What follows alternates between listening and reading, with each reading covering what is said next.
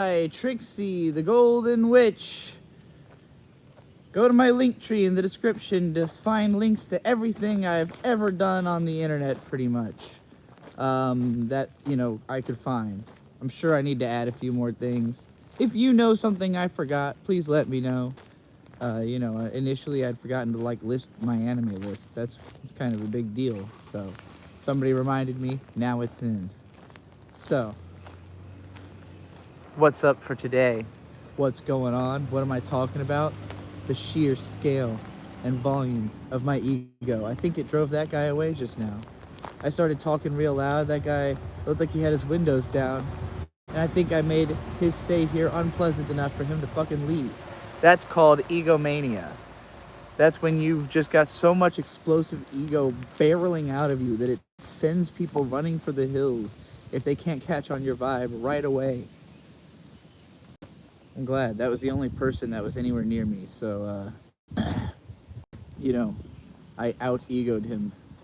Maybe he was here to do something illicit, and I suddenly seemed like a massive fed. Who knows? Maybe he thought I was here to do something illicit, and then I seemed like a massive fed. It's okay. I would totally take a job working for the PSYOPs, but I don't think they'll hire me, because I like drugs. I don't think the government likes drugs yet, but we'll get there. Technology will make it all possible. I'll tell you what, in the place where they run government, they sure love marijuana. Hey, Jeff with Ron 10 right at the top of the stream. You got in a $2 super chat before 2 minutes had passed. That's $1 a minute we're going at. That's like, Michael Jordan made what, like $2 a second of play? So we're operating at that's 1/120th of what Michael Jordan makes at so far in this stream. I'm totally down to be 1/120th of a Michael Jordan. That sounds like a lot of a person, That sounds like more of a person than I could ever need to be. So, if we could keep this rate going, $1 a minute, I think we can be satisfied. Everybody in the world, all of society will be happy that Trixie the Golden Witch makes $2 every 2 minutes. They'll be like, wow, you know what? That sounds right. What a precious existence, worthy of $2. Imagine being able to tell people exactly what your human value is. Okay, well, I'm always live streaming and I make money based on exactly when people send it. So it's you can calculate, okay, if I've been streaming for 15 minutes and I've made $15, my time is literally worth $1 a minute. The world has proven it time and again, I was watching your Crunchyroll Awards reaction from back in the day. I had no idea they were so mismanaged. It's literally just voice actors panicking with no stage cues. Yeah, I think the problem with Crunchyroll at that time is that I really do believe Miles was the only guy there. I don't know what that guy's doing now, by the way. I haven't kept up with this dude. I haven't kept up with Crunchyroll. I don't know if he still works there. I don't know if he runs. At the time, he was saying he was going to be running the company in 10 years. I don't think it's been 10 years yet, but I don't know if he's gotten any closer, or if he even... That guy seemed like he was being crushed by his job. He seemed like he was under unfathomable mountains of stress and pressure that I would never, ever allow myself to be under. No universe would I ever allow myself to suffer like Miles from Crunchyroll seemed to be suffering. His whole desk was covered in Shirobako merchandise. That's a level of addicted to stress, that the only thing that helps you deal with your stress is looking at other characters who are as stressed as you are and thinking about how, at least you can say your name in the same breath as them, right? Because you work just as hard. I don't know. I don't understand that. I like Shirobako a lot. Diesel's my favorite. She kind of backways herself into the industry, just kind of happens to be friends with people on anime staff, and cozies up to the lead writer to take her in as a pupil and then ends up in anime staff. That's more my kind of speed. But at the time, Miles was, by his description, the only person working at Crunchyroll who watches anime. Like the only one who knew what was going on at all, who knew what was a popular show, who knew what they needed to do with the marketing, who knew what YouTubers were popular. He organized all of the people showing up to Crunchyroll awards. He co-opted the YouTuber Anime Award idea. And while I think that Crunchyroll Awards ultimately probably, way more people saw it and it made way bigger of a splash than our Anime Awards would have, it was also widely hated because they didn't do it very well, because they weren't tapped into the community. They had one guy, and the people he collected who had their own jobs and their own shit going on. Nobody at Crunchyroll understands the vision this dude is imparting onto them of what they need to do, I don't envy him. Would not want to be in that position of being like, oh, I'm the only fucking person who knows what's going on at this whole corporation, and and nobody will listen to me, And also, like, with Crunchyroll, he was describing to us, like, basically his biggest frustration, the biggest thing that was holding them back, is that Japanese companies don't sell them individual shows. They sell them packages of shows. And that way, all the like stuff they know is going to get unsuccessful, is not going to be successful, still gets bought and put on the platform just in case. Like, they want that stuff to have a shot, but they also, they know that you're not going to buy that stuff unless it's packaged in with something you definitely want.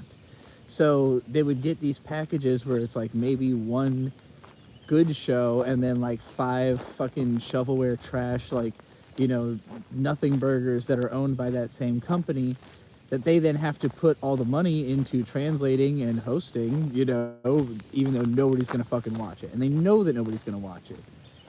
But that's just the way they do business. So it's just so much bad business on so many different levels, between the fucking, Kale says, Big Trixie, big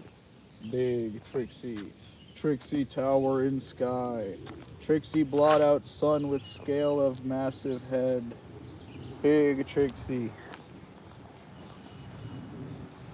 I make so much more in 3 hours of stream than you make in 8 hours of heavy lifting. Well, and also than I made in 3. Our last job, we were lifting like 10,000 pounds a day, probably, at least. There was a lot of lifting involved in the bank job because, those metal things that they use to divide the lines, like to indicate where lines are in a bank? You know what I'm talking about? Queue lines. Like, if you go into a bank and there's a queue set up, and there's those big metal poles that are used to, indicate the queue and like hold the fucking flags in place that go between the poles. We set up those queue lines, which means carrying those fucking heavy ass metal poles in and out of the bank, which can often mean going from the U-Haul parked like fucking, I don't know, it could be half a block away sometimes, and you're fucking walking all these 12 metal poles, including all the ones they have in the back that they haven't gotten rid of yet. Those are somehow our responsibility too. So we go and we clear out all the fucking metal poles they've got. But even worse than those, they had these COVID guards. The things, they're like basically a metal base, a tall metal pole, and then a big piece of plastic. And these, were in between the tellers, the teller booths, so that, there's no, I guess, splash from one booth to the next of your face. Of course, nowhere wants these anymore, and they weigh a fucking ton, and they're tough to take apart. So we had to remove all of those. Sometimes there would be a big bank that had 16 of those fucking things sitting around. And that just adds like 2 hours onto the job. It's totally unpredicted. We never have any warning of what's going to be there. Every single time we just show up with a van and stuff. We go in, we find out half the time they already have that stuff and we don't need to replace it, so we're going to throw away half of what we brought with us. And then also we need to throw away the tremendous amount of extra stuff that they have. So like if we had you know, sometimes on the walls in a bank there'll be like a graphic that's comprised of like 4 panels, and there's like a graphic inside of a plastic panel, or they're made of what are they made of? They're acrylics. They're acrylic panels. So we had these fucking big ass acrylic panels, which by the way cut your hands really easily. We got injured constantly on this job. I'm sure you all remember, we talked about it on We Watch Anime, how we would just be getting injured like every fucking day, because we were working with all these sharp tools and fucking random bits and like stuff that nobody's touched in years, so it's all buried under crap and like just shitty, not very safe working conditions a lot of the time. Also, our job was always done during bank hours with the bank open, so there's a constant flow of customers coming in and out of the bank. When we're working on door vinyl, this means like constantly interrupting our work to open the goddamn door for people. Anyway, the fucking the acrylics that you hang up and you put the graphics inside of them, you build like a metal frame, drill that into the wall, and then hang the acrylics off of it and slide individual like a poster into each one. I'm trying to remember why the fuck I brought them up. I was gonna say something about the acrylics and I got so distracted with other aspects of the job. Oh, just that like we would show up with as many of those as the bank might need. So like let's say that there were 8 offices that each are gonna have a 4-piece acrylic. They would send them to us in boxes, like a big ass box that has 2 inside of it that have all kinds of like, you know, protection in there. So it's like a huge box with a lot of extra like styrofoam and crap in there. So already a lot of trash, even if you do actually use the acrylics. But usually we would show up and they would just have them. They would have like a huge pile of them in the back. Not only would they have enough for us to fill all of the posters with, but also we'd have to throw away most of their extra ones. So we would toss all the ones we brought and like supplemental ones that were there when we showed up. And then the very next day we sent another shipment of those acrylics, whether we were going to need them or not. But there was no communication between any sector of the job to make this not happen. Like there was no way for us to know what the next bank is going to have on hand unless we took time out of our off time to like call all of these places, and usually they had no idea what we were doing. They like these were orders that were put in years ago. Most of them had forgotten about, and they're so used to contractors just coming in and doing shit that they barely question it. Like there's occasionally someone who's taking the job way too seriously, who makes you get out like extra credentials, wants to call your boss, and holds up your work and shit like that. Usually people don't even fucking ask. They just see your paper and they're like, all right, cool, whatever, do the thing, you know, that looks like an official document. So yeah, bank merchandising is a comical job. It's a very, very comical job. I'm surprised that more businesses don't just give their stuff over to another business in the same family. It seems like they're throwing away money also out your hands. Yeah, particularly with those things, because they have like a little, like midway down, there's a little indent so that you could like grab the paper that's inside of the acrylic and pull it out. But if you like slide those things, like if you're lifting one and you let it slide in your hand, because it feels natural to do that, you'll clip yourself on that little bit, that little hole, and it hurts really badly and it'll cut your fingers up. And I made that mistake a number of times. You really should wear gloves at all times on that job, but we were always running around like a disorganized frenzy, and it's hard to like use your phone with your gloves on, so you're taking your gloves on, putting them off, and all that shit. So yeah, it's just like a lot. It paid decently well, but I'm making, I won't say I'm making as much for the same amount of time doing this as I was doing the bank job, but it's way less costly to do this. And there's way less stress involved, and I'm working for myself, so I kind of get to do things that are fun and not like fucking be mad at people in a bank, you know? Anonymous with $2 says, best front man, Gerard Way, IMO. I've never been the biggest MCR fan. I think he's great. I think he's a great vocalist, great lyricist. You know, I love I'm Not Okay, I Promise, and Helena is one of my favorite songs to sing. So we'll do a karaoke of that at some point, I'm sure. But he's never been one of my favorites. The first frontman that ever really like mattered to me was Chester Bennington from Linkin Park, because as a kid, just sitting in the back of a car and hearing a shrimpy voiced guy screaming "Shut up" when I'm talking to you over and over again, "Shut up, shut up, shut up," really hit me. I tried to imitate, because he had the spiky blonde hair, and I had made mine spiky and blonde but dyed it blue, or it was like sprayed blue, so I could wash it out and then go to school and just be normal blonde.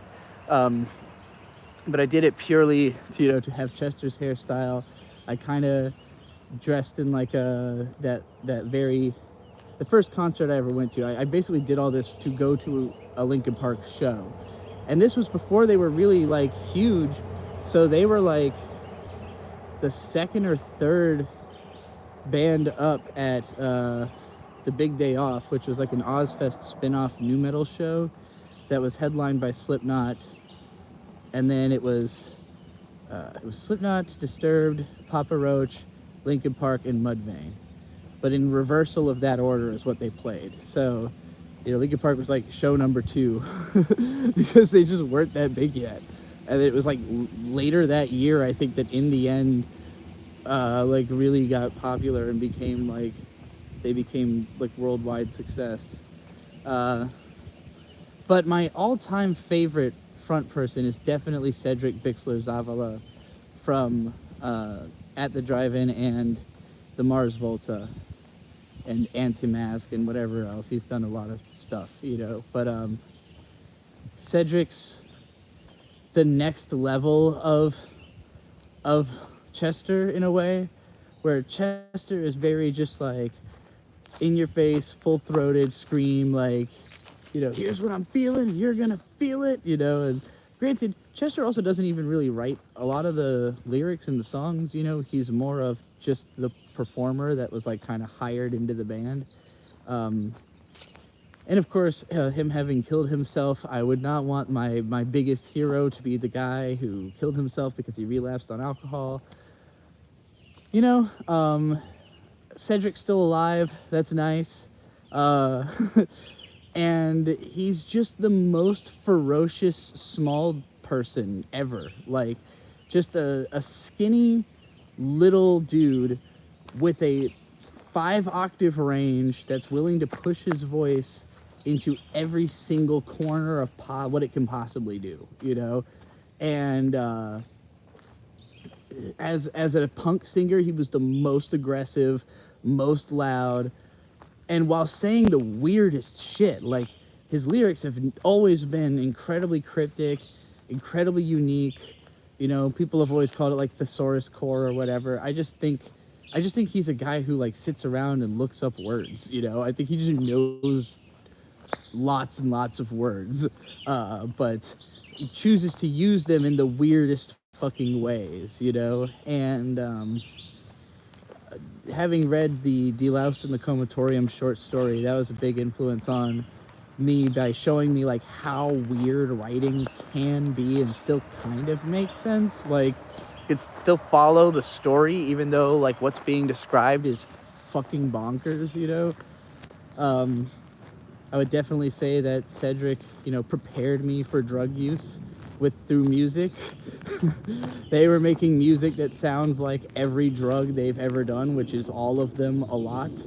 And so I think like, you know, my brain was like programmed to be ready to handle doing acid by listening to the Mars Volta, which of course I've done on acid as well. Great fucking experience. There's no real better way to listen to music that dense than with acid, because it, like, you can't not notice every single thing happening, and there's so much happening, you know. It's very easy not to notice everything in a normal state of mind.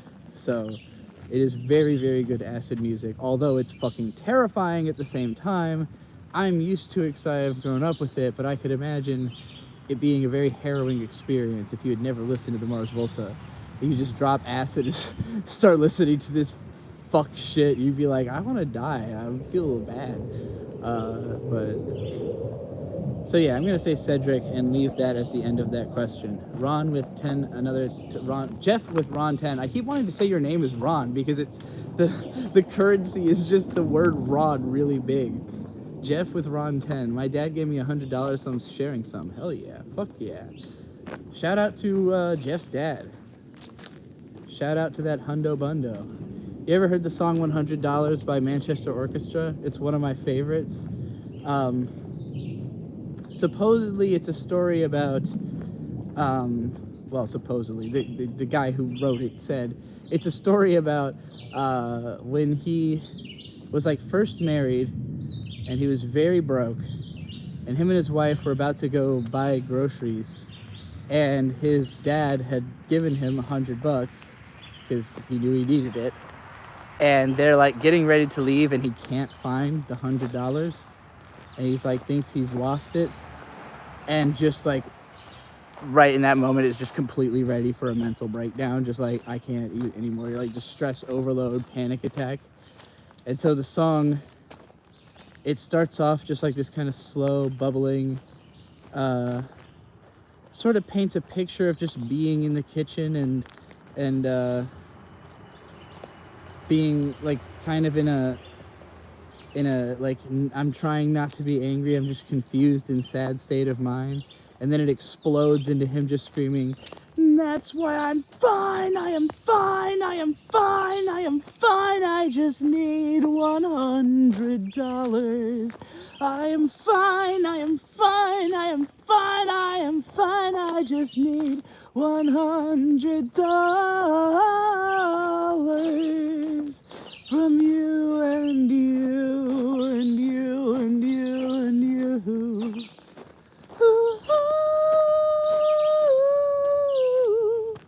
Good song. It's on my karaoke playlist. Obviously I vibe with the sentiment. On my last stream I actually ended it by going to Wawa, and I had $95, I think I said, on that stream. So at Wawa I got a turkey bacon and ranch croissant club, which was like $5.60 or something like that, $5.70. A little bit pricier than I think it needs to be, if I'm being quite honest, but not really expensive by the standards of all the other food they had at Wawa or any other fast food sandwich at the moment. So, you know, whatever. I took that on the chin. I got a $3 half-gallon bottle of diet green tea because that's how I get my caffeine, my energy, and soothe my throat so that I can speak at length and with great timbre. And I also put $30 worth of gas in the car because it was kind of low and I knew I'd be driving somewhere. So ultimately that was like $40. So now I'm down to 55 probably. I really am just going to keep tracking all of my spending and all of the money I acquire through this stream, because a lot of people, they really stigmatize sharing your income, like talking about the money you have or make, but at the same time not doing so kind of feels shady, especially when you're basically just being paid to be yourself, like your own existence is the business. Like at this point I'm live streaming all the time. I could write off everything I do on my taxes. Literally everything I do is part of my job if I'm doing it all on stream. So, like, I kind of, the more I communicate about it, the safer it is, like, from an auditing perspective. Like, you could literally look at the bills and the history and line everything up and be like, yeah, okay, here's the video where she said, I just bought this fucking, I'll start holding my receipts up to the camera. Anon Emus with $2 says, Gavin McInnes says anime watchers are pedos. Thoughts? I'll answer that right after I read Shibbity Dibby with 10 pounds says, lunch is on me, homie. Thank you very much. That's excellent. Fully recouped. We did it, gang. Shibbity Dibbity just paid. I bet you're glad you didn't have to pay $22 for expensive sushi or whatever. I don't know if you were there earlier for that. I don't remember if it was you who was offering to pay for the sushi. I think it might have been. I was doing a lot of walking around, so I wasn't paying as much attention to chat as I probably should have been, or driving around as well. You know, I was hoofing it. I've just kind of been walking in circles here at this park. This is just a tiny, this is more of a parking lot than a park, actually.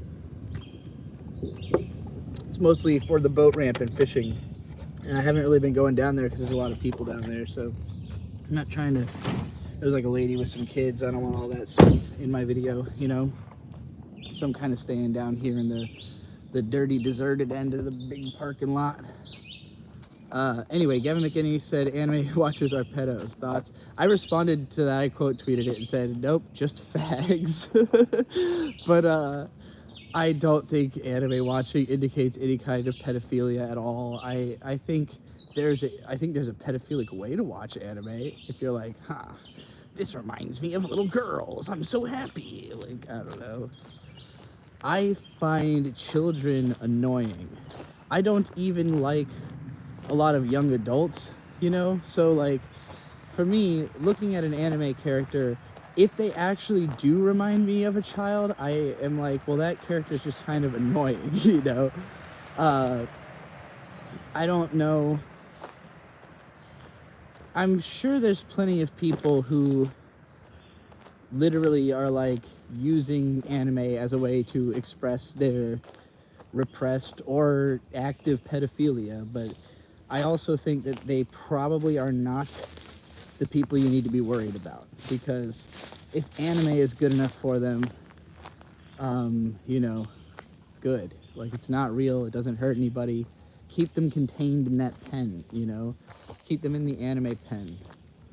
As long as they don't try to push, like, when I was heavily defending Lolly for a brief time, there was this guy called Amos Yee, who was a literal pedophile, convicted multiple times pedophile, who was really trying to, like, launch, like, a pro-pedophilia campaign online. And he was, like, paying influencers and stuff to watch his video that's pro-pedophilia and talk about it and all this stuff. And he paid me to, like, do an ad for that video for what was it called, how they marketed, because I offered, like, for $50 or something like that, I'll do an ad, $25, that's what it was, I'll do an advertisement for something in the first episode of How They Marketed's, like, ending segment. And so he paid me to do it, and I was like, this is awful, I disagree with his sentiment entirely. So that's what my video, like, I was like, hey, this pedophile paid me to talk about his video. It's disturbing. You shouldn't watch it. I disagree with the things he's saying, and he should probably go back to prison. You know, it was like that kind of vibe. Like, I know exactly where I think the Overton window needs to be, you know, on this subject, which is like, nobody should be arrested for drawings. That's a hard line. Nobody should be arrested for drawings. Drawing something, owning a drawing. Now, if you, like, kidnap a child and then draw them, the drawing's not the problem. And if you know that somebody did that, you're looking at a drawing of, like, what you know was a kidnapped child, you're fucked. You're fucked in the head. You know, like, it doesn't matter that whether it's legal or not, you are not somebody to be around. It's not something you should ever, you know, ever be advertising that you do or wishing was legal, or, you know, So I hope that is enough nuance, you know? Like, I feel like people really struggle with the nuance because there's all these like, but what abouts and what abouts, and it's like, it doesn't need to be like, yes, liking lolly does make you sus. It doesn't mean it should be illegal, you know? But it should be obvious that it makes you sus. Like, it should be obvious that if you're like really into lolly, you probably should stay away from children, you know? Like, I can't imagine how somebody, I don't know, maybe somebody can reconcile it. But they'd probably be really secretive. They're certainly not telling people, you know, if somebody's hanging out with children and likes lolly on their downtime, I'm certain that is not information they're disclosing. And they know why. And it's not because society is unreasonable. It's because that is very suspicious, you know? Yeah, it's to me, it's like the legal argument is very important. Yeah, drawings, nobody should be arrested over drawings. But that doesn't mean you're a good person if you know, are using lolly as a means of just like being a subversive pedo or whatever. So I feel like your ex went way harder on lolly defense than you did in retrospect. Do you feel part of how hard you went in order to try and support her? Well, yes. Frankly, yes, because I felt a lot more vindicated to do that by the fact that there was somebody else who agrees with me, particularly a woman, you know, that, because there's a lot of people try to make like when they stereotype lolly and they stereotype anime fans, they're like, oh, lolly is enjoyed by these gross neckbeard pedophiles in their basement or whatever. But a lot of the lolly art is drawn by women. Kodomo no Jikan is drawn by a woman. Chu Bra is, I think, drawn by, I'm not actually sure about that one. There's like a number of them that, like, stuff that had struck me as basically just lolly fan service that I was like, wow, a woman drew that. A woman came up with that. Oftentimes because they were sexualized at a young age themselves and are trying to work through that trauma through creating art for other people who are also trying to work through that trauma by creating art about it, you know? So, like, I look at that and I'm like, well, okay, obviously this isn't just a pedophilia thing. This is like a working through my problems thing, you know? This is like chicks trying to, like, rectify having been a hoe when they were 8, you know, which some people just were. It's a weird world. Not everybody can relate to or understand it. But if you make that art illegal, where does that expression go for those people? What are they supposed to do, you know?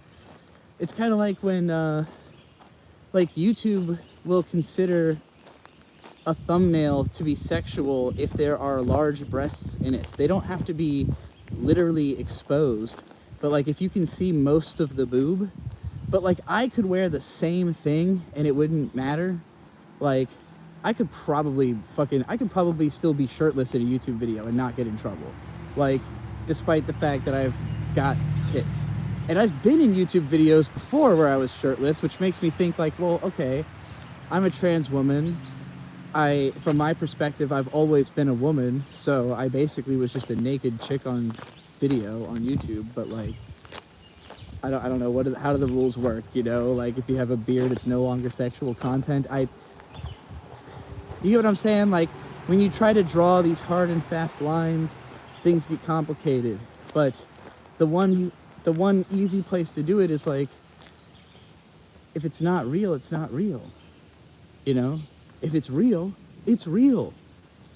I don't think those two things are hard to distinguish between real children and imaginary made-up drawings, you know? Hopefully. If you can't tell the difference, that is like definitional schizophrenia, you know? Like, that's a bigger problem.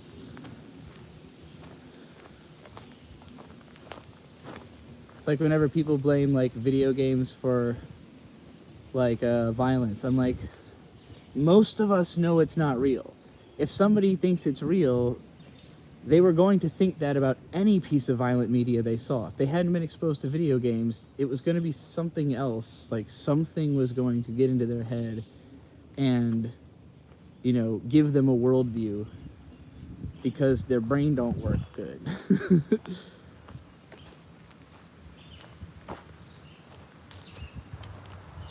A woman can hit 30 and be like, wait, am I done already? And that's a super rough emotion to try and sort through. Honestly, and I, like, for me, a lot of my connection to Lolly when I was like a teenager was a sense of wasted youth, of like, I missed out on being sexually active because of my gender identity, you know, where like ultimately I kind of feel protected in a sense where like now that I know how traumatizing all of the sexual activity that everyone else I know went through as a teen, you know, like seeing how badly being sexualized went for everybody else makes me like, okay, well, maybe I'm glad I didn't have sex till I was in my 20s, you know, like sex actually seems kind of scary. Maybe I was maybe I was just avoiding it actually. Maybe I was subconsciously, you know, keeping away from this scary thing. But like, if I had looked at myself the way I do now when I was a teen, I would have had a very easy time getting laid because I would have known what I was looking for in a relationship or in sex, and I just didn't know back then because I didn't know like what gender role I was supposed to perform, even what type of person do I like, you know. And so I was never willing to even pursue a relationship because I felt like, well, I don't know what, like, I can't just find somebody and tell them like, figure me out, you know, like, it doesn't really work like that.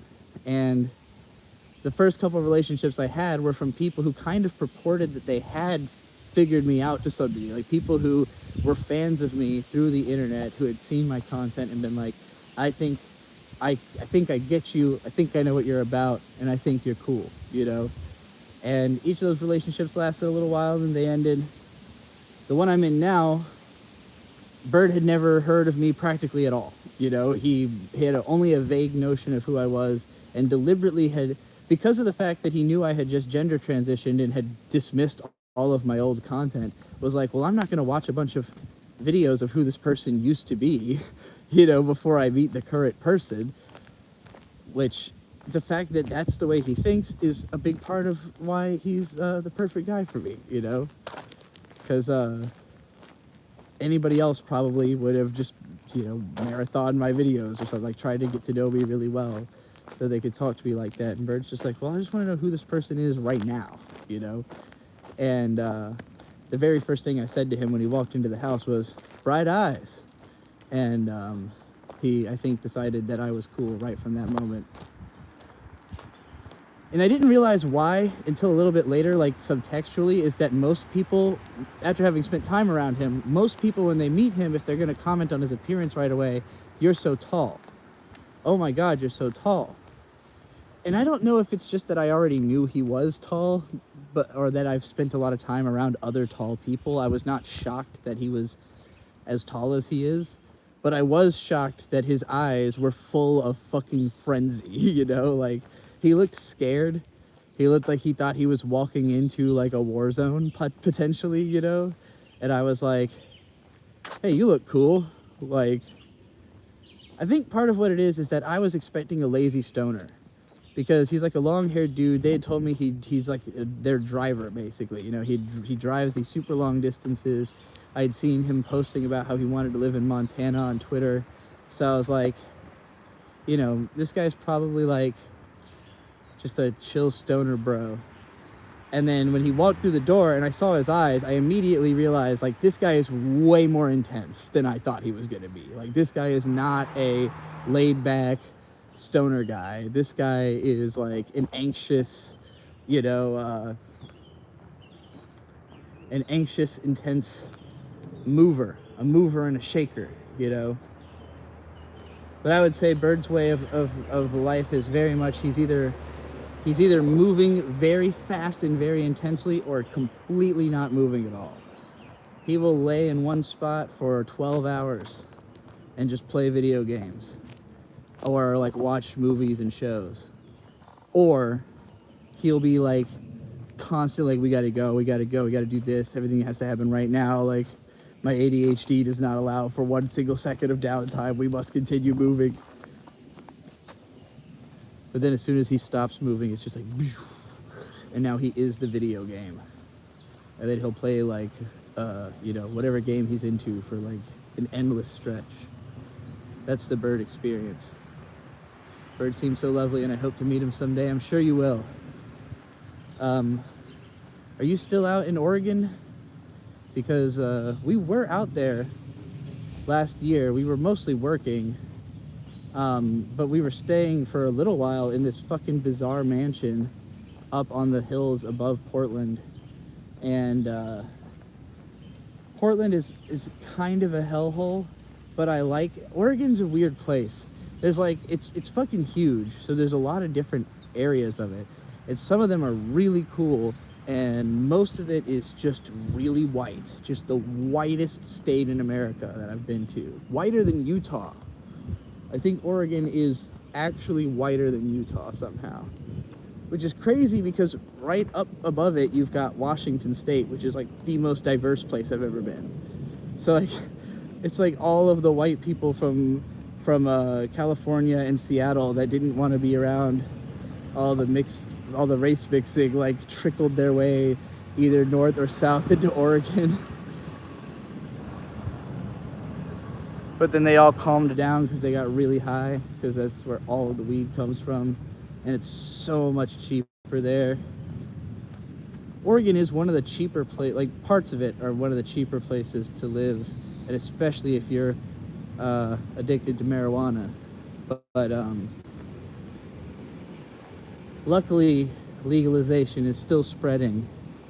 It still continues to come to more places as time goes on. This truck is on my ass. Where does he think he's going? What do you think he's doing? I feel like I'm about to get a drive-by shooting. Is it time to duck? Keep the camera on him so I see if a fucking Uzi pops out. No, it's just some old fucks. Some old white fucks. It did look like she was looking at me though. Some old white lady. Looking like kind of a fuck, you know. If Trixie keeps missing these super chats and relying on chat to point it out, I'm going to start gaslighting her into thinking people super chatted when they didn't to get free rants. Oh, you're right, I did miss Jeff with Ron 10. Rant about NGE Shinji. I find him cute and sympathetic. Hold on, let me make sure I didn't miss another one, because I could see it happening. I could see there being more than one. I do tend to just kind of reach the end of a rant and then go back through the chat to see what I missed. It's not even so much that I wait for, like, you might think that chat is telling me, hey, you missed a super chat, and then I'm going back. That's not happening. I'm just simply reaching the end of my rant and then going back through the entire chat usually. So yeah, I'm not noticing any of that until I deliberately look at the screen. But anyway, on NGE Shinji, cute and sympathetic. Yeah, I mean, he's a good boy. He's a really good boy. Shinji is the most kind-hearted little soul, you know. I think so.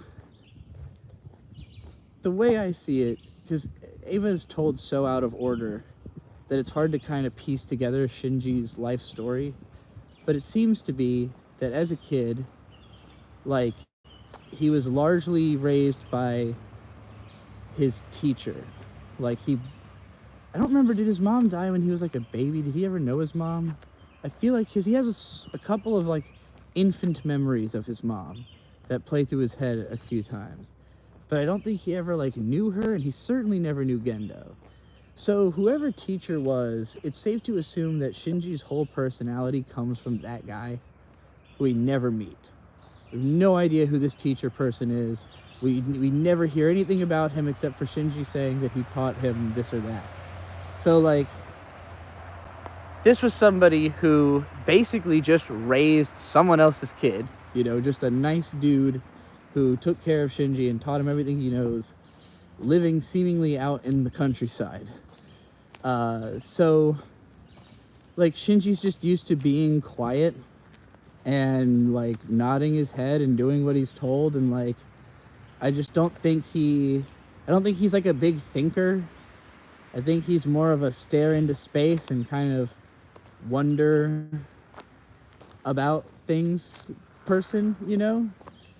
And it seems like he never really took an interest in his dad or his work because he was like, well, I don't know anything about that fucking guy, you know? Like, that's just the guy who I've got a couple of bad memories of and left me with teacher, you know?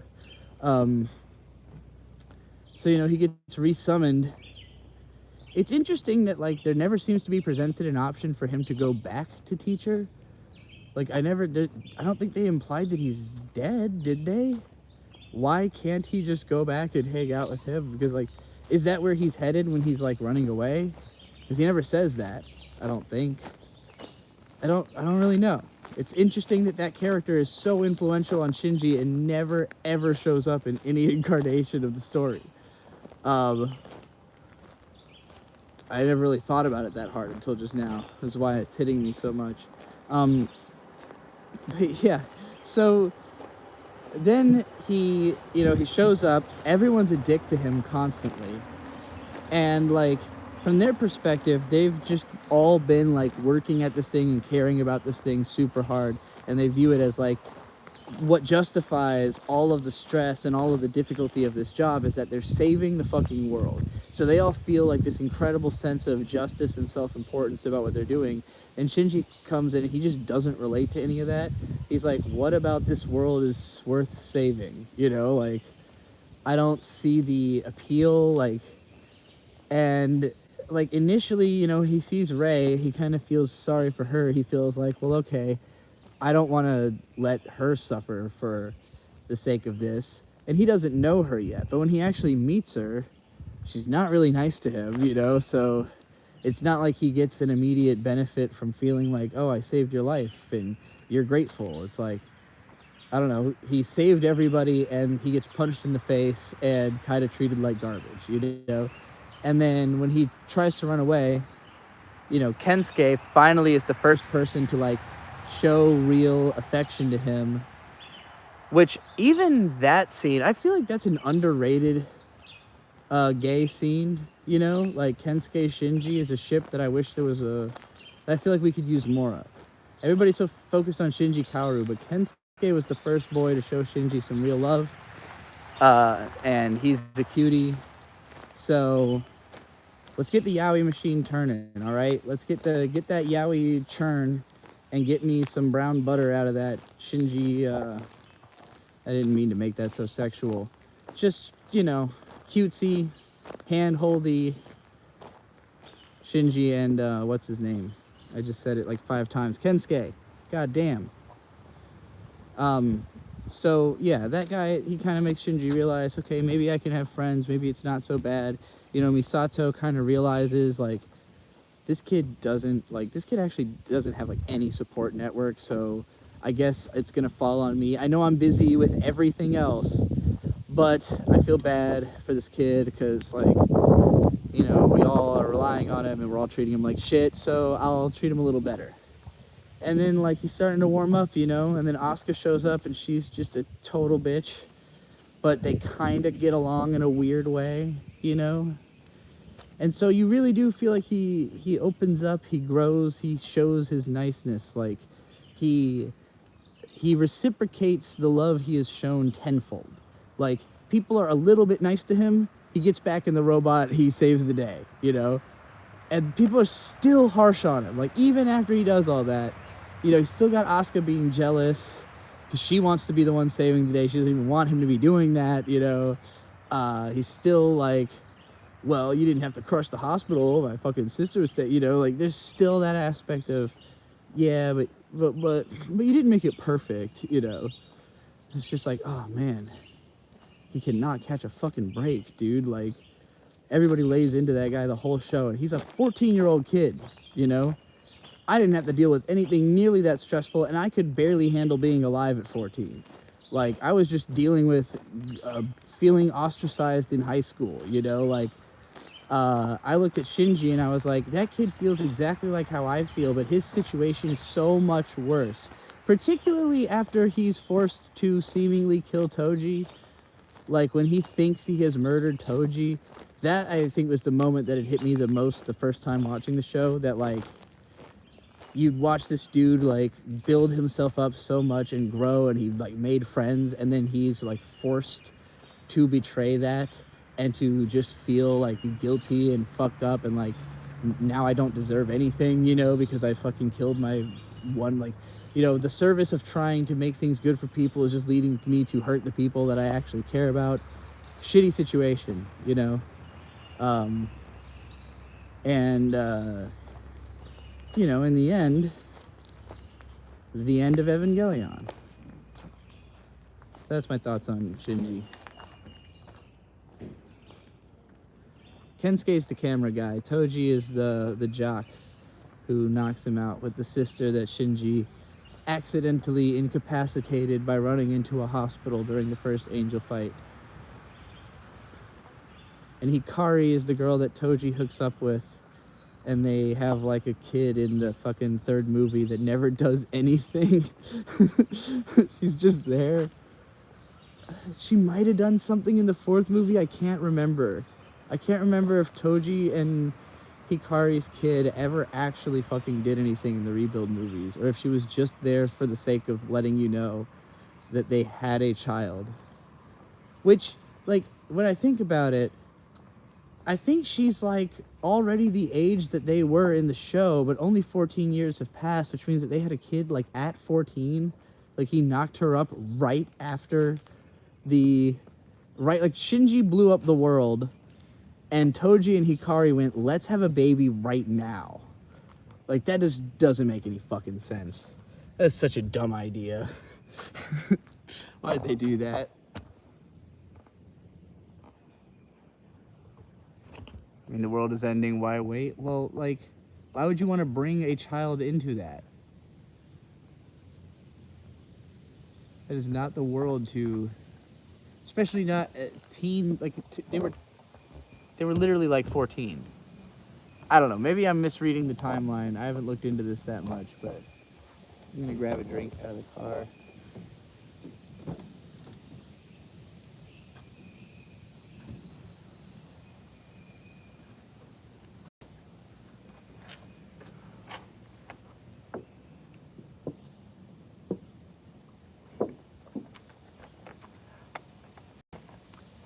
Tea! Oh yeah, I've got some snacks in here too. Why don't I have some snacks?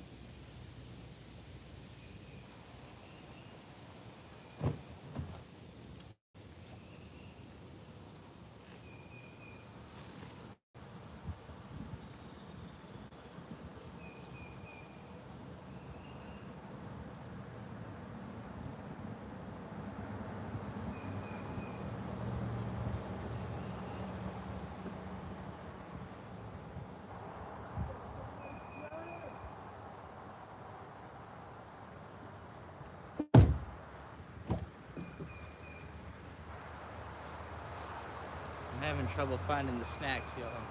I put the snacks in the trunk of the pool.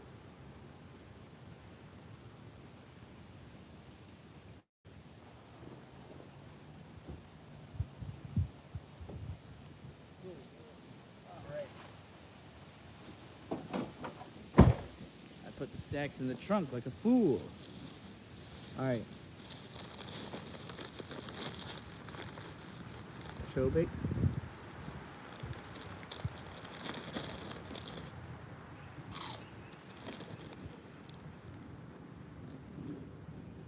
This is relatively, I think, what I look like from Bird's perspective. Mostly forehead, according to him.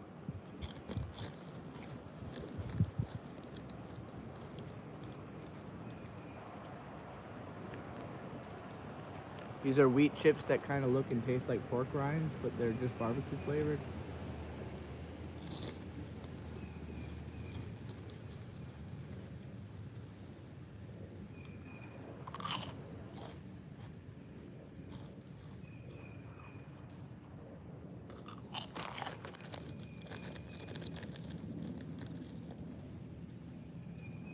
Eat it really fast like a Smiling Friends character. They just kind of like go like against their mouth. I've only seen a couple episodes of that, so I haven't caught on to the memes yet.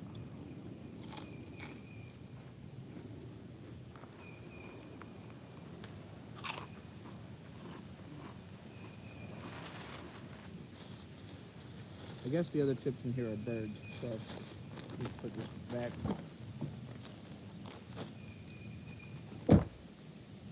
You want one? What do you think of that? Pretty good?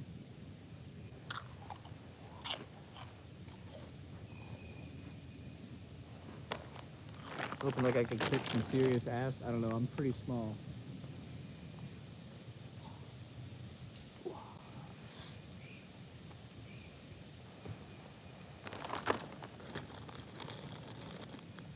I just look swollen this arm because I've been carrying the fucking phone around all the time. Wait, consider the difference, right?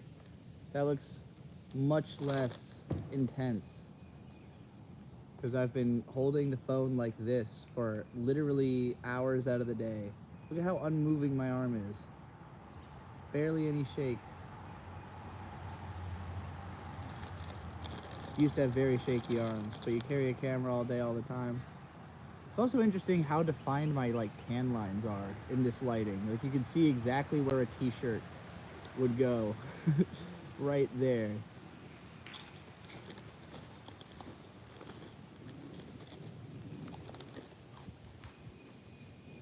Streaming is a good workout if you do it the way I do it, which is walking as fast as possible for 2 straight hours while holding a phone on a tripod in your hand.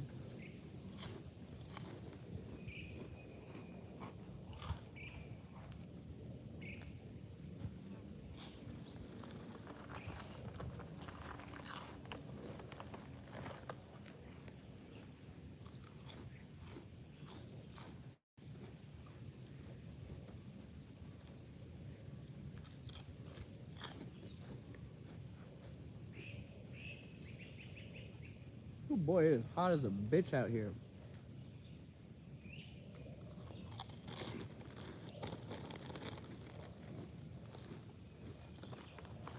Actually, I can't leave the camera there because it's going to overheat sitting in the sun like that. I learned my lesson earlier.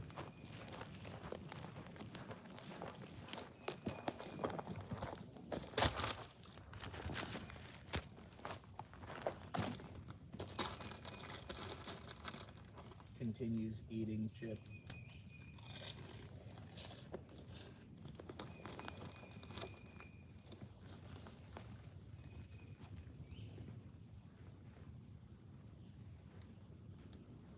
I think it's gotten too hot to continue wearing the Gen 1er pants, so I'm going to change in the car.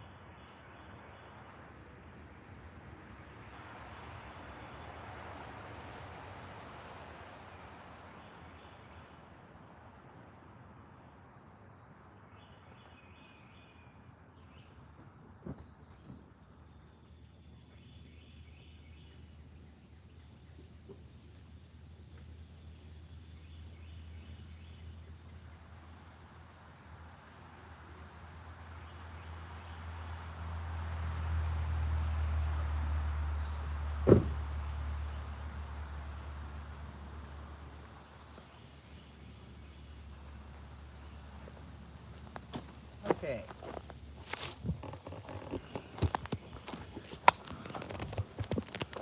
We're back. What y'all talking about in here? How many subscribers do I need to get before I can set up super chats? It's just a matter of monetization. So you need 1,000 subscribers and 4,000 watch hours or something like that. And within a year, which is, it's pretty hard to do if you don't start getting like a pretty good amount of views. You know, it took us a few months to get We Watch Anime monetized, and that was with like a pretty frequent upload schedule, very long videos that people were watching a lot of, and you know, me advertising it pretty, not as heavily as I could have, but decently heavily. You know, as somebody already who is popular, who can launch a show and kind of grow it to that point quickly because people already know who I am. If you're trying to establish something new, your best bet is to just make something so good that it's undeniable. I mean, that's really always your best bet. Your best bet is always going to be make something so good that it's just undeniable.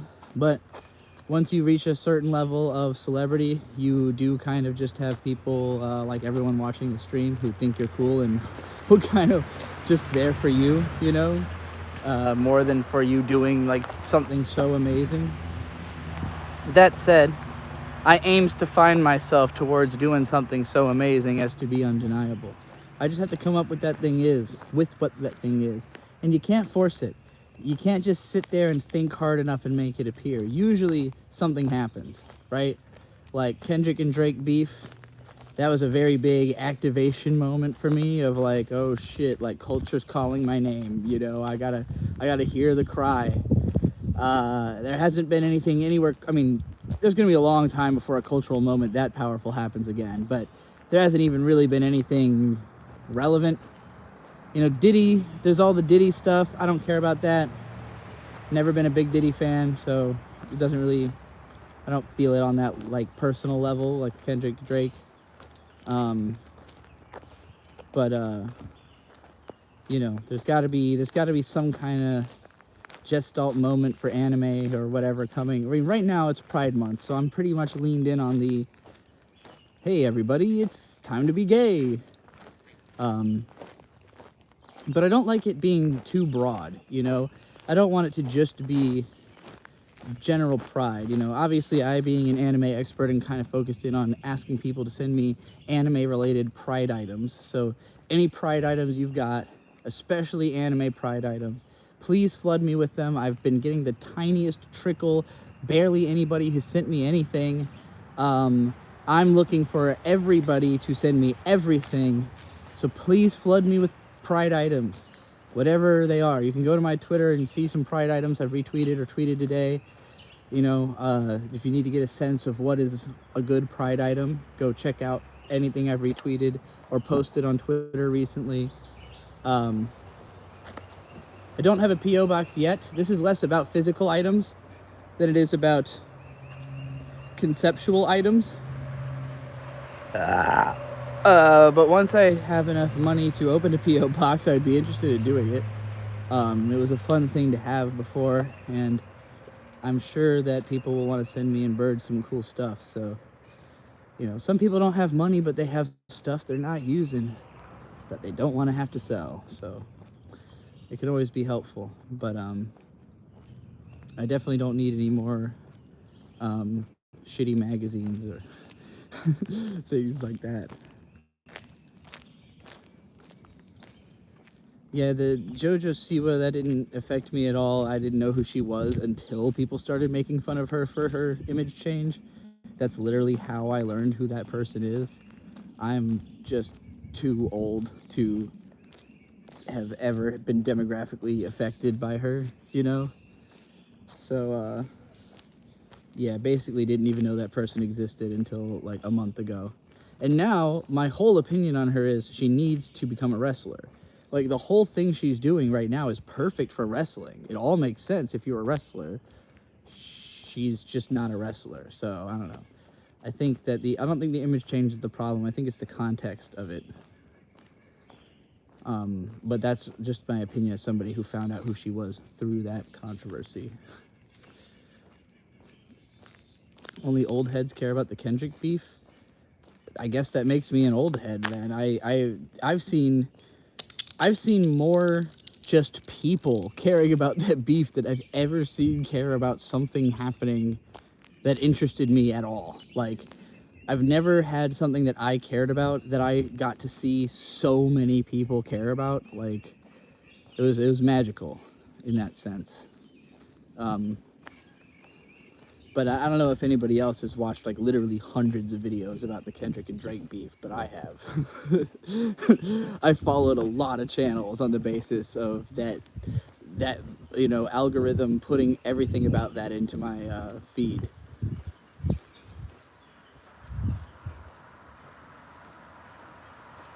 You're not grasping what a conceptual pride item. If you look at something and you think that's gay, send it to me.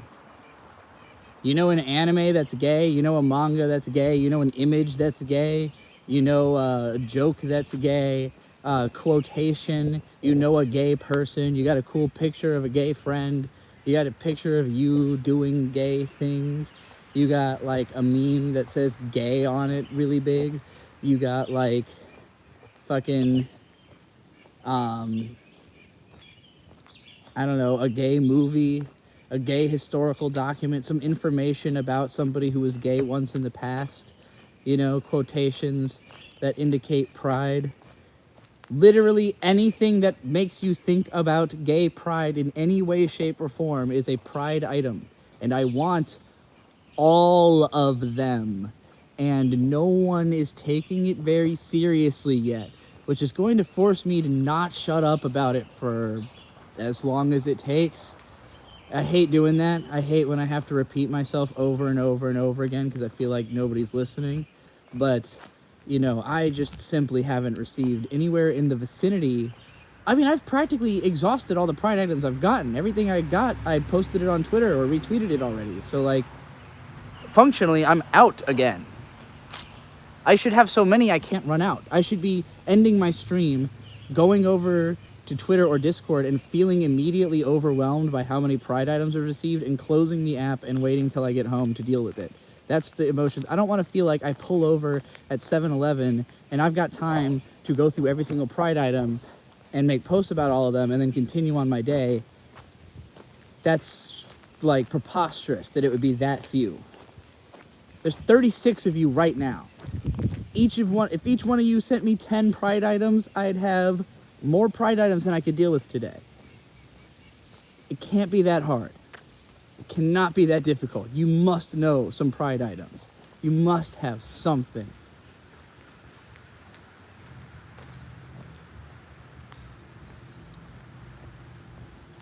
William, why are you biting your teeth? Your fingers, I mean. Are you okay? Are you all right? Are you feeling okay? You having an all right time over there, dude? Are you living La Vida Loca over there? I need more information about you. Anytime somebody new shows up to my chat, my immediate thought is, who is this person? How can I learn everything about them?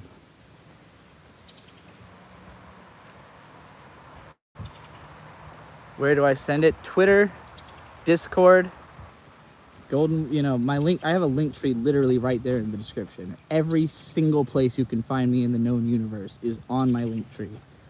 If you can't figure out how to get me pride items, that's a skill issue. But send it to my Twitter, my Discord, the Discord's not linked in the link tree. You gotta work a little harder for that, but, you know, there's plenty of places you can send me pride items. You can fucking email me a folder, Golden Witch Fire. I use the same name everywhere. Yes, I live in the Vida Loca, and then a bunch of K's. I don't trust when I see somebody type more than 3 K's in a row. It's not the Vida Loca, it's La Vida Loca. Live in La Vida Loca. She had dumped like a cha. That's a different song. That's the thong song. Both those songs crossed over in my mind because they came out around the same time. Oh, and also because he references it in the thong song. She was living la vida loca. She had danced like a cha. You know, apparently that guy made no money off the thong song because of that. Fucking, God, what was his fucking name? Shaggy. No, not Shaggy. God damn it, who did the fucking thong song? I can't remember. The guy who did the thong song did not make any money off of having this massive hit song because he referenced Livin' La Vida Loca, and Ricky Martin sued his ass and got all the fucking song's royalties. It's crazy. Crazy. Probably shouldn't have interpolated that bar so soon, though. I mean, that song was still on the fucking radio. Like, let it die a little bit before you go ripping off the fucking entire premise of it. Cisco, thank you. Yeah. You know, for the longest time, KKKK is a Brazilian equivalent of LOL. I have heard of this. I didn't know it was 4 in a row like that. I know they do the... Oh, I thought they did J's. I thought you guys did a J thing, like JJJJJ. Is that not Brazilian? Is that something else? Siscon. Stop. For the longest time, in The Real Slim Shady, when he says, Will Smith don't got a cuss in his rap to sell records. I hadn't heard of Will Smith yet at the time, but I knew Cisco, so I thought he said, Cisco don't got a cuss in his rap. And I was very confused because I was like, I don't know, Cisco's songs are pretty dirty. Like, I'm pretty sure there's swear words in the Thong song. I was so confused about it as a kid. And then I looked it up on the internet one day, and I'm like, Will Smith? Oh! Will Smith don't got a cuss in his rap to sell records. Well, I do, so fuck him and fuck you too. You think I give a damn about a Grammy? Half of you critics can't even stomach me, let alone stand me. So Slim, what if you win? Would it be weird? Why I take the time, write the rhyme to get me here so you can sit me here next to Britney Spears, Christina Aguilera, better switch me chairs so I can sit next to Carson Daly or Fred Durst and hear them argue over who she gave head to first. Put me on blast on MTV. He's cute, but I think he's married to Kim. I should download the audio on MP3. You think he meant upload? He says, I should download the audio on MP3 and show the whole world how you gave Eminem VD.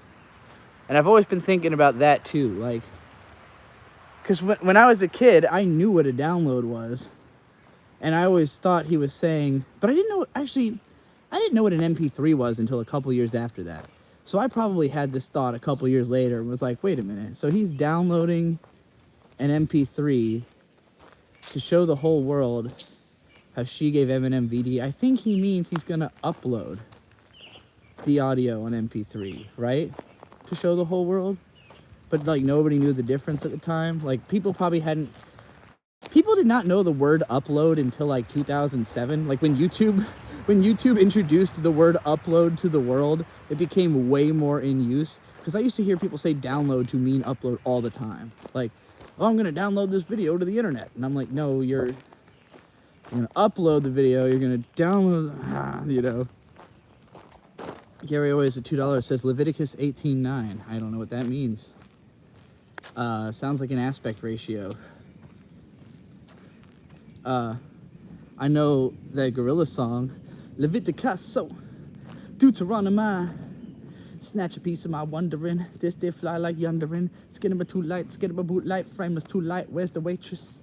Can't take this, really can't finish this. These airs and all disgraces. It's my mistake, I'll make it. Chained up to the boom, now make it bounce, wiggle, shaking all them things out.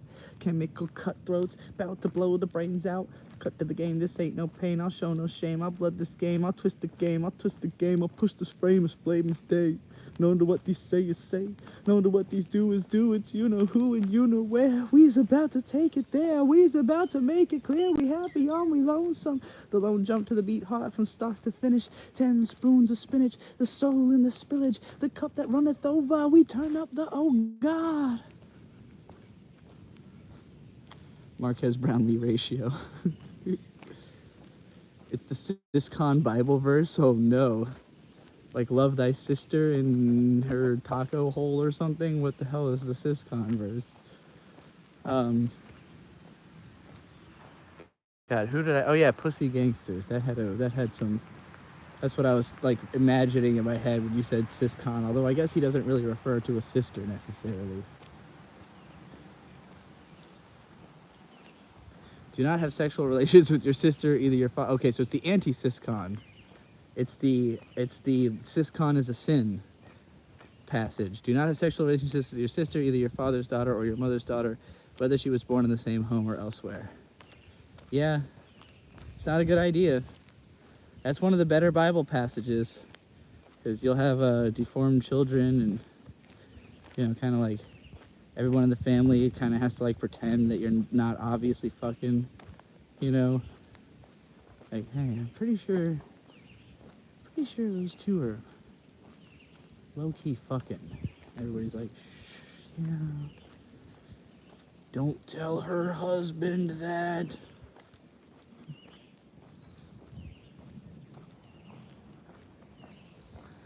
Wow, Leviticus 18:10 basically says, fuck your granddaughter. Oh no. So wait, is the next line really like, don't fuck your sister, choose your granddaughter? Is that what it says? That was indeed November has come. Although it is in the middle of June. Well, actually, it's at the beginning of June. Not even the middle of June. Early June.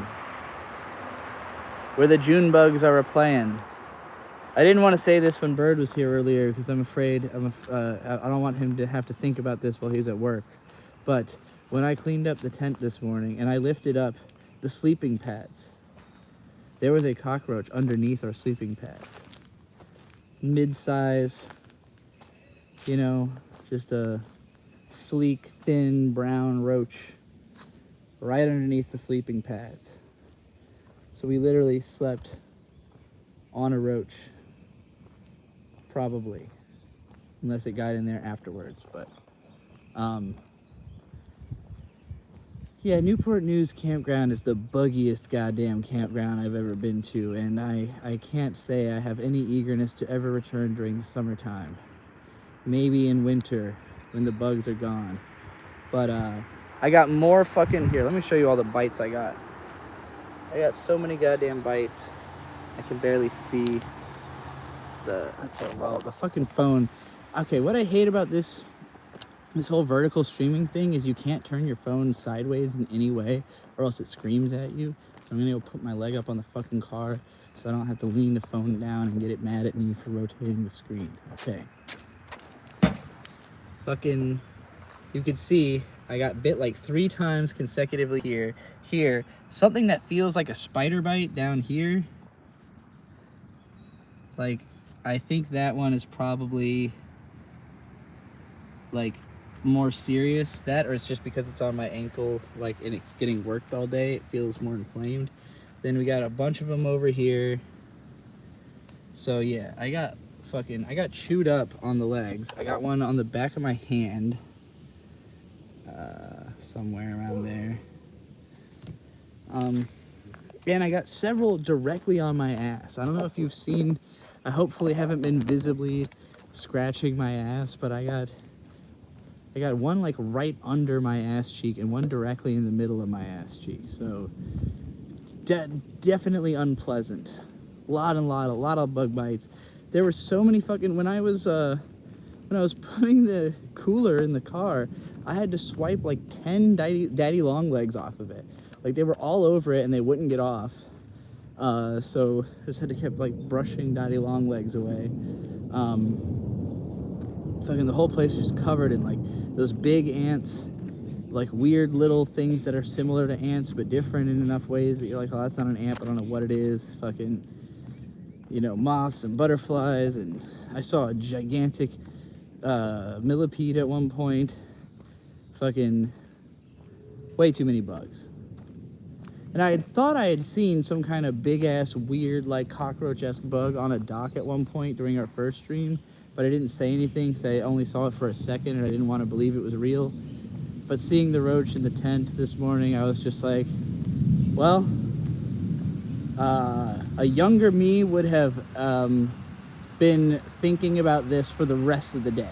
Like, a version of me that was more afraid of bugs before would have basically been having a panic attack from that moment forward.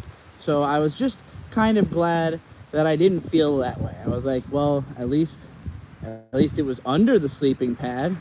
At least I didn't wake up with it on me. That would have been a lot worse. At least I just know it was in there and not that it definitely touched me, you know, so. Ugh.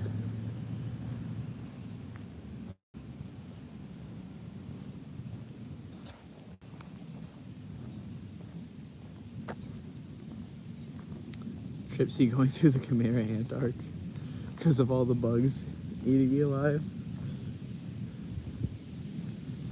Leviticus sure is the Christian troll cookbook, huh?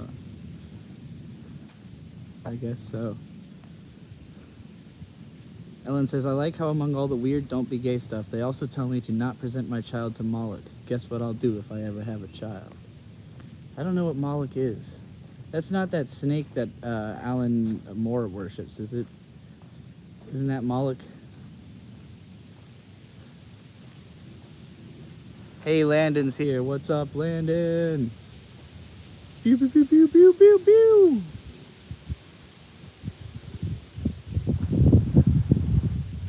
Never fear, the Landon's here. All right, most of the regulars have showed up now. All the gang is here. You've all joined me out in this parking lot that I've been walking around in circles in for about an hour, actually 80 minutes. So nearly an hour and a half.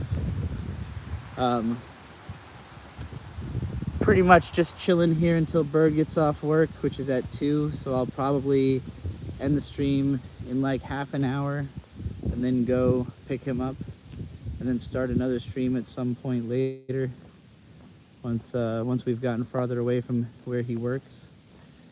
And then there will probably be a 4th stream even later after that once we get back to the house. And I am able to set up at a computer and do a computer stream, because I need to share a wealth of Pride items that surely all of you are sending me right this very second. And also, you know, get paid to like watch videos and anime and shit and all that.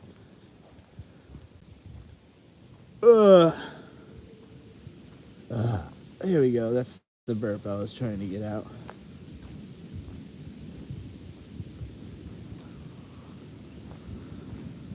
Vertical streaming seems like a good workout routine. Gotta switch to the other hand sometimes though. It's a little more difficult. My right hand is just really well suited to it. I guess if I flipped everything around it would be easier, but like it's kind of like let me show you. You see how I've got the camera in the thing kind of sideways? Holding it in my right hand makes that easy, but if I was holding it in the left, I'd want to like turn it the other way, because otherwise the weight is distributed weird. But if I bend the thing, I can kind of compensate for it. But it just feels really heavy to carry in my left arm. It's not my dominant arm.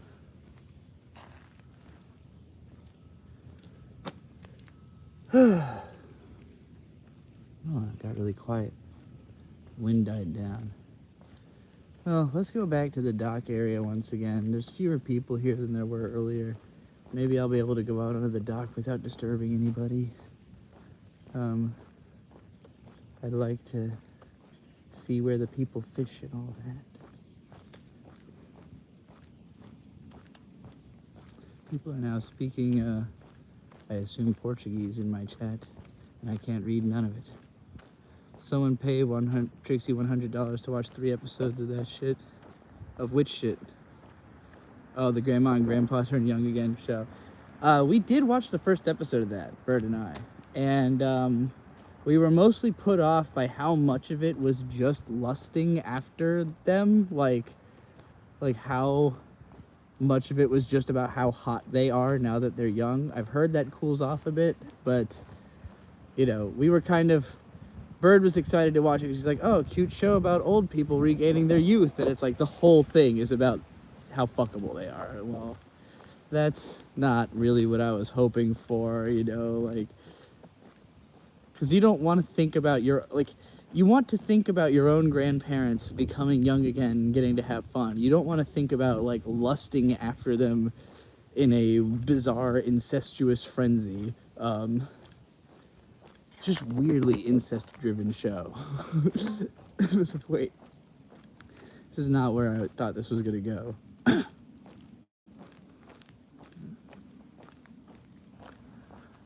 Sending shout out to Brazil, of course. I got a lot of Brazilians in the chat, of course. Our moderator, Ellen, is Brazilian as well. And,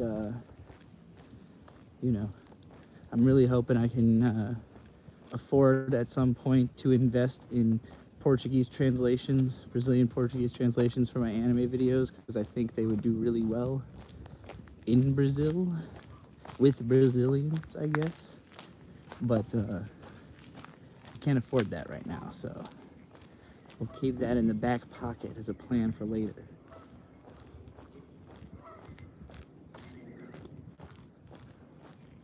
All right, there's nobody out here at this dock. Check this out. So the parking lot I've been wandering around is a lot basically for you to use this dock.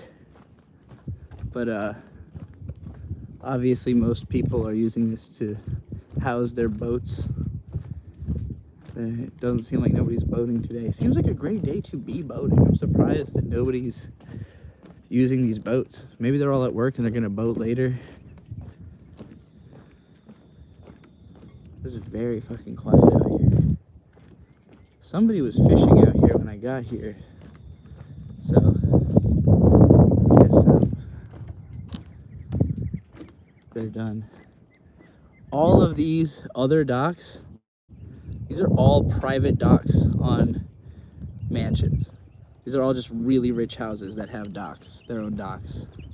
And so like where this leads to is a peninsula on the Chesapeake Bay. I drove to the end of this peninsula before I started the stream just to see what's down there. And it's just maybe the most gorgeous neighborhood I've ever seen. It's basically just a loop that's just like, you know, mansions built on waterfront property all the way down. And most of them have a dock with a big ass boat behind them. And directly across from that neighborhood is a totally uninhabited island that you can just see. It's just right over there, you know. So you just look out, if you live there, you're looking out of your mansion where your boat is parked over this gorgeous stretch of river towards a uninhabited island that you can just jump in your boat and head on over to if you so felt like it. So needless to say, I'm pretty fucking jealous of the people who live here. I was like, damn, this is a hell of a lifestyle. And like the interior waterways, so like this area I live in, it's called Hampton Roads, right? That is not in reference to the roads that cars drive on. It's in reference to the waterways, which used to be called roads. And there's a lot of stuff built for boats. Like there's, you know, like restaurants and stuff that you can just pull up to on a boat at the water and like, you know, stop at like a bar or whatever. There's like a whole interior city sort of built along the water, servicing just all the rich people with boats, of which there are a lot in Hampton Roads. I would say probably the type of people that this area is most popular with, type of rich people that is people with boats, people who live boating life. Seems pretty cool. I wasn't really into all that when I was younger because I didn't like being outside very much, you know. The heat, the bugs, the sweat, all the things I'm feeling right now. You know, I'm okay with it now because I like to look at cool stuff. So I'll put up with some middling temperatures. I also like to be loud and in a place that's outdoors and, you know, do whatever the fuck I want and say whatever the fuck I want and feel like nobody's around to judge me at all. That's worth a little bit of heat, a little bit of bugs.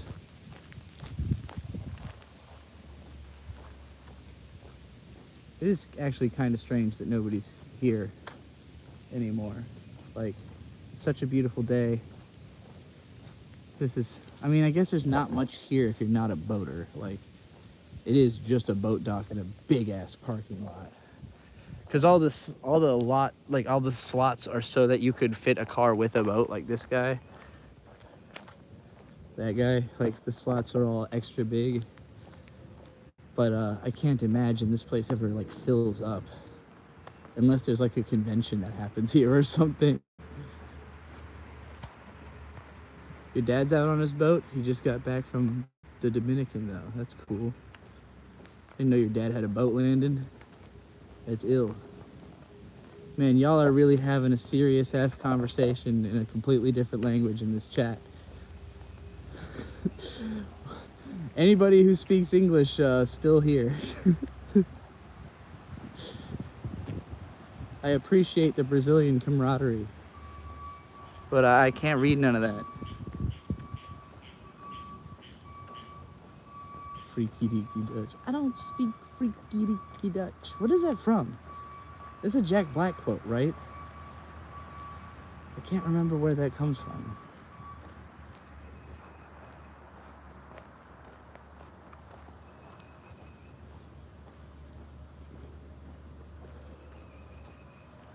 Tell him, Tripsy, we speak American in this chat.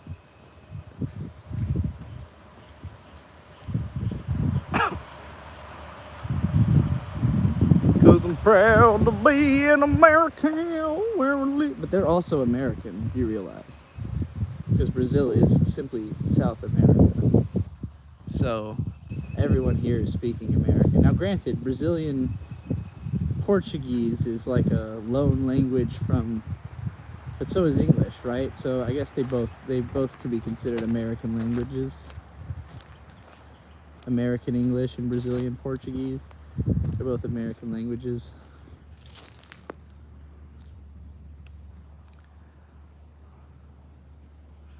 It's Austin Powers. Oh, is it Dr. Evil? Does he say it? Or is it Austin himself who says it? I cannot remember. I'm sure I saw the movie where it happens, and I can't remember.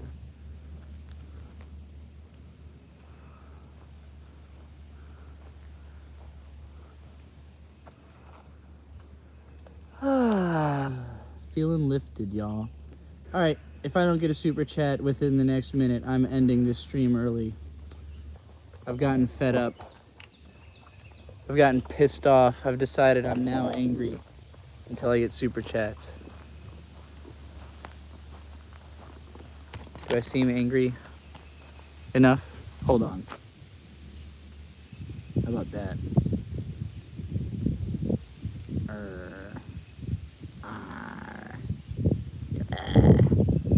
Give me the super chats.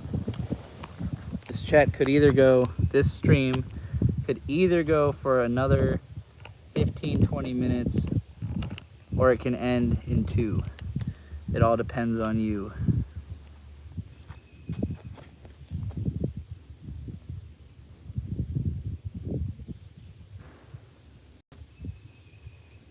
Shibbity's not doing it.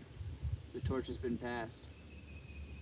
Temp Anon's got nothing to ask. You don't have to have a question. You can just send money because you're like nice and generous, and you know, you could say you could promote something, maybe somebody else's content. If there's another content creator that you want everybody here to know what they do, you could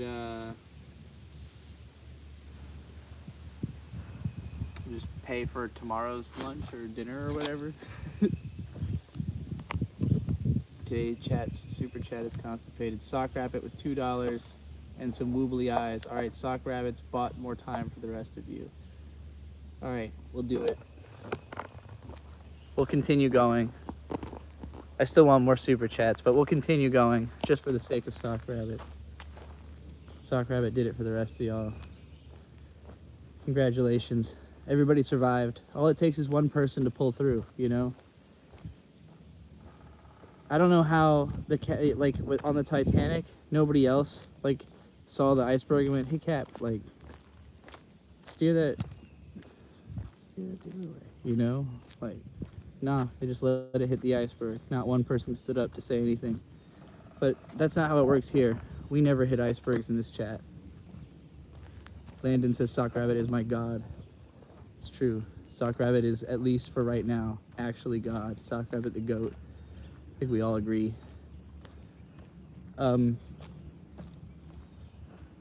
God, what a based and blessed move. Send prayers out to my homies, Mint and Riley. They're having a rough time. I think they've been trapped on the West Coast. So if you actually have money to spare and you're not just using it to, you know, buy super chats on my channel, consider helping them out. Because they're going to be busting ass trying to get back to the east after running into difficulties out west at Hackamania. So thoughts and prayers out to ASE Presents Studio. Money if you have it. Although I'm sure Mint she'll find a way. She always finds a way to get some money from the internet. So, well, you know, I believe in them, but I'm sending my thoughts, prayers, and energies, you know, to the relief effort. What place is this? I am in Newport News, Virginia. Well, I think I'm technically maybe in Poquoson. I'm in somewhere in the vicinity of Yorktown and Newport News on the peninsula of Virginia. If you open up a map and you type in Yorktown, you'll see where I had been on my previous stream. Yorktown, Virginia, that is. And if you just like were to go a little bit further down the coastline where it looks like people don't live, I'm in the ridiculously nice neighborhood. Well, really, I'm in the boat dock for the ridiculously nice neighborhood that exists a little bit further down the peninsula. Oh, the town had a name. It had a really cute name, actually. What was it? Fuck. It was something Loop. Oh, damn it. I can't remember. It's a cute little town name. But it's just a loop of unbelievably gorgeous houses all on the water, facing an uninhabited island. It wouldn't really have looked good on camera, or else I would have filmed the experience, but it was like the kind of thing that, certainly not on a vertical camera, would it have made like much sense. But you know, it was a cool place. And I drove around that nice neighborhood, and then this is basically just a huge parking lot for boats. Actually, how do you get to that? Because I saw, like, it seemed like there was a dock that had another entrance other than the one that I was standing at. And I don't know if that's connected to this parking lot. I could see people moving around on the other side of this little woods here. So I don't know if there's like a pass through these woods. Doesn't seem like it. But on the other side of this little woods here is the water. We were there a couple minutes ago though, so we're not going back. You only know Virginia because of Chris Chan? Well, you know, it's one of our biggest cultural exports here is Chris Chan. We also have like the government. Hampton Roads is its own. So when you think of Virginia, Virginia can kind of be split up into, I'm gonna say, 4 basic categorical areas. You've got Northern Virginia, which is all of the cities that surround Washington, D.C. And that is by far the most built out and the most populous part of Virginia. And it's where there's like tons and tons of colleges. It's where literally all of the government people live who work in D.C. So like the whole northern part of Virginia, when, you know, if you heard that right-wing song, Rich Men North of Richmond, that's everything north of Richmond is literally where the government lives. That's who he's talking about in that song. So then south of Washington is, of course, the Richmond area. Like a straight shot south, right dead in the middle of Virginia. It's about an hour and a half south of the Washington area. And the Richmond area, I mean, Richmond itself is a pretty large city. It's kind of got its own metropolis around it. And then if you were to keep heading west inward into Virginia, you hit Charlottesville and the foot of the Appalachian Mountains. And this is where Thomas Jefferson's house is, where James Monroe's house is. It's like, you know, all of the founding fathers lived out there. because it's a beautiful place. And so if you go past that, you're in the Appalachians. So the entire western border of Virginia, which has a weird shape, it's shaped like that because it's just the mountain range. You know, the border of the Virginia, West Virginia, Kentucky is just the Appalachian Mountains. And when you're in West Virginia, you're pretty much just in the mountains now. You are just up in the Appalachians until you leave West Virginia. And the whole western like stretch, like it's almost impassable in most places. So there's only a couple of roads that actually go through it. So it's really difficult to cross through Virginia to the west, because you pretty much have to go way north or way south to hit one of those two roads that goes through the Appalachian Range. So typically, if we were driving to Kentucky to visit Riley and Mint at their house, where a lot of my stuff is, we would leave Richmond and go south all the way to the southernmost tip of Virginia, where Cumberland Gap is, which is where the border of Virginia, Tennessee, and Kentucky all meet. And it just simply exists because it is the passway that you could use to get through the mountains easily. So everything south of Richmond / east of the Appalachians, which is a massive, like a whole fourth of Virginia, is just farms and country towns. That's the like deep south part of Virginia. Like if you think that Virginia is full of hicks, this is the part that's full of hicks. That's where my grandmother on my mom's side comes from, a place called Hillsville.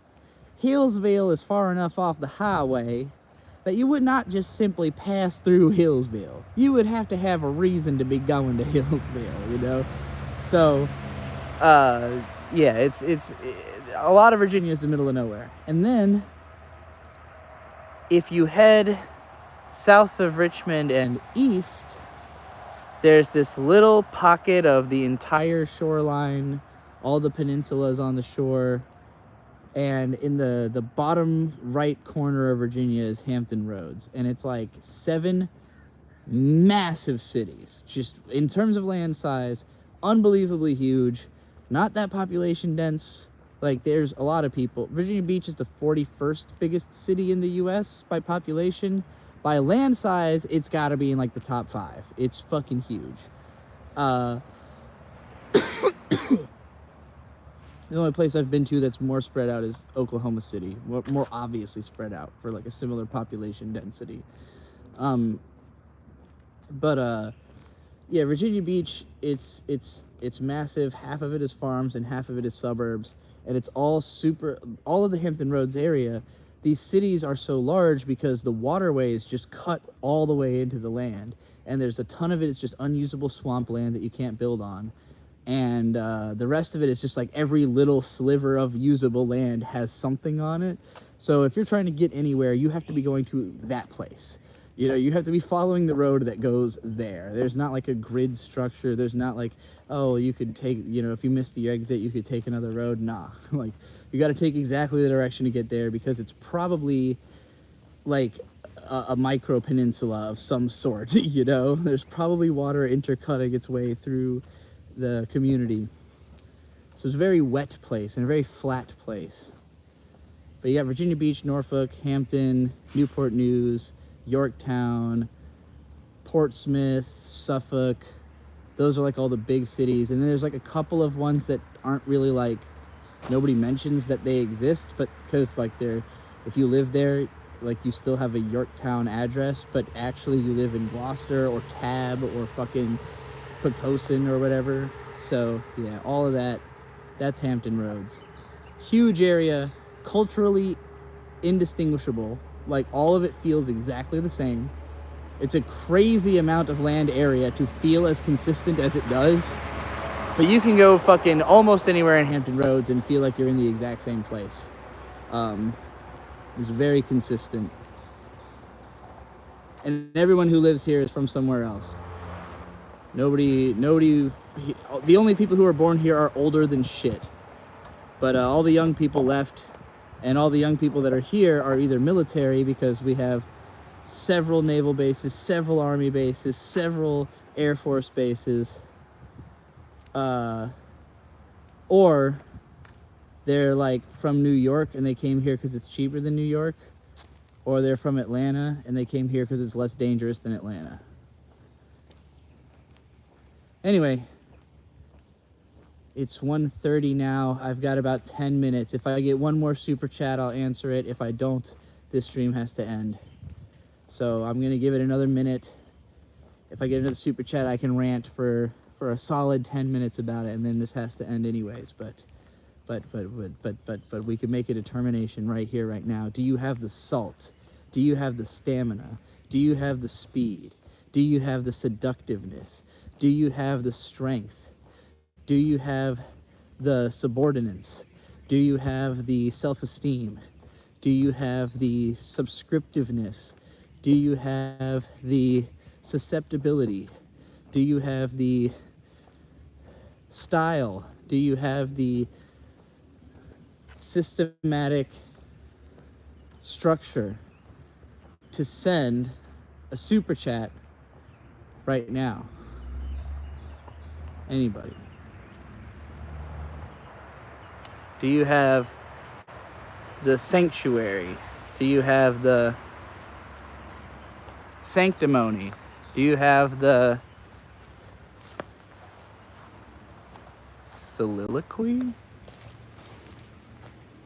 This is a soliloquy. Do you have the stromboli?